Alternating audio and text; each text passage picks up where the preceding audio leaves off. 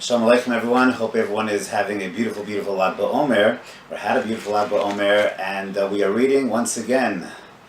In Eretz Yisrael, reading Bechukotai. We're finishing Sefer Vayikra, and Chutz La'aretz, we're still off. We're going to be off for a little while longer.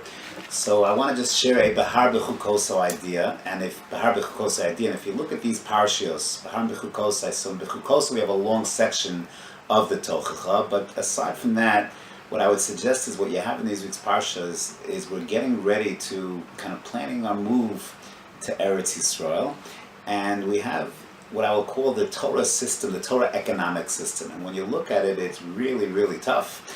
Behar opens up, we have the dinim of Yovel, and we have the dinim of Shemitah. You have to keep your land lie fallow every 7 years, no work. Sounds great, except how do you feed your family? Challenging. In the Yovel year, you're going to have a back-to-back Shemitah. You're going to have a Shemitah followed by Yovel, 2 consecutive years lying fallow. Then we have, in this parsha, we have the laws of ribbis.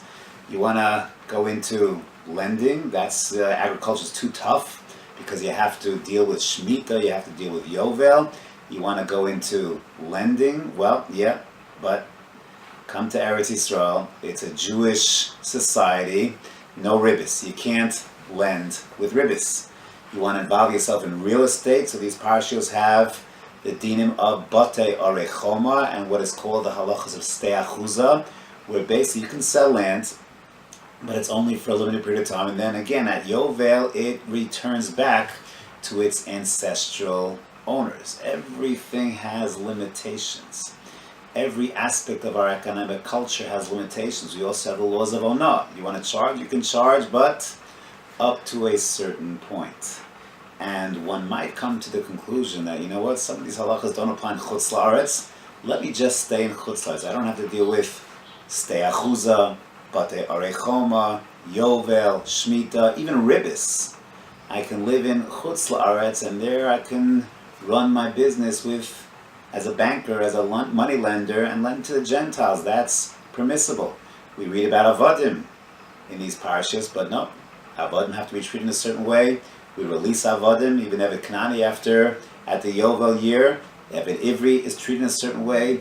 How am I supposed to possibly run my business? And indeed, these dinim seem to uniquely apply in the land of Israel. They do not apply in the same way in Chutz La'aretz.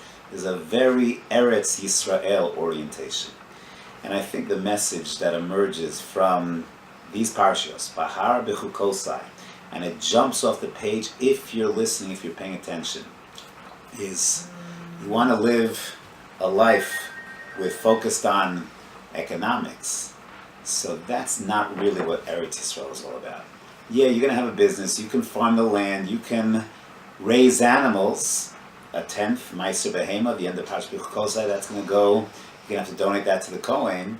You're going to have an economic life, but it's not going to be the way it is in Chutz La'aretz. In Chutz La'aretz, we live with a certain derech hateva. We lend money, we have real estate, we don't deal with Shemitah, no Yovel, no Maisros.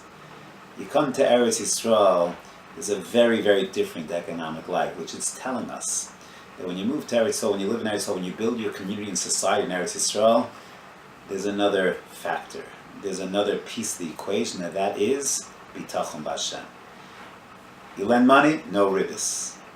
You have real estate, yeah, but Shemitah and Yovel. You have property, yeah, but you're limited there as well. Understand that your entire existence is dependent on HaKadosh Baruch Hu, and that's what these halachos are there to teach us. You're living on a different plane when you live in Eretz Yisrael. When you're in Chutz La'aretz, yeah, you go with the flow. You go with derech hateva, you become wealthy, less wealthy. It's a natural process. When a person makes that leap and moves to the land of Israel, both in the time of Tanakh and I would positively even exist Bizman Hazeh, things here are different. You can go ahead and not work your field every 7th year, and all of a sudden in year number 8, year number 1, you're going to have a bounty year. You're going to make up for it threefold, as the Psukim tell us. You're not going to charge ribbis, and somehow, as a financier, you'll be able to make do because of the tremendous chesed that you're involved in. Your real estate has to return. You have to give Chumos and Maestros to the Kohanim, Meiser Behema. Yeah, but don't worry, Hashem says to us. I got your back, I'll take care of it. We'll take care of it, it'll all work out. That's the haftacha of Eretz Yisrael. You want to live a life of derech hateva, so that's what the Torah speaks about in Parashat Bechukotai. In Bechukotai telechu, yes, mitzvosai tishmoru, you keep the Torah, things will be good. You'll get wealth, you'll get rains, you'll get all the good things. That's Behar Bechukotai. If, however, you don't live at that sense of bitachon, you don't have that sense of connectivity in lo tishma'u, the lo tasu kol mitzvos ha'elu, then we're told about all the klalos.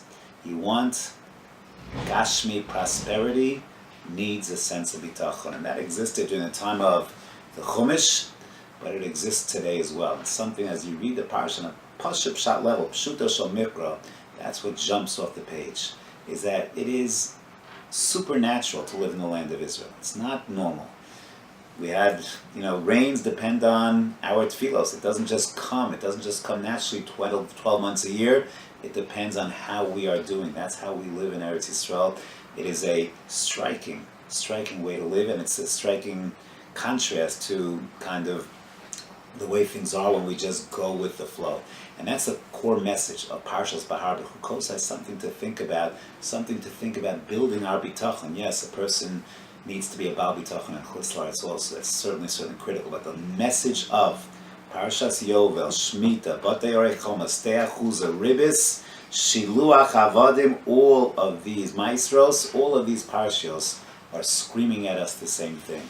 Economics in Israel are different than in chutz la'aretz. It's true then, it's true now as well. And we should all be zocheh to build our sense of bitachon, our emunah, and come closer to Hashem, and Mirz Hashem, reap the brachos that are described in our parsha.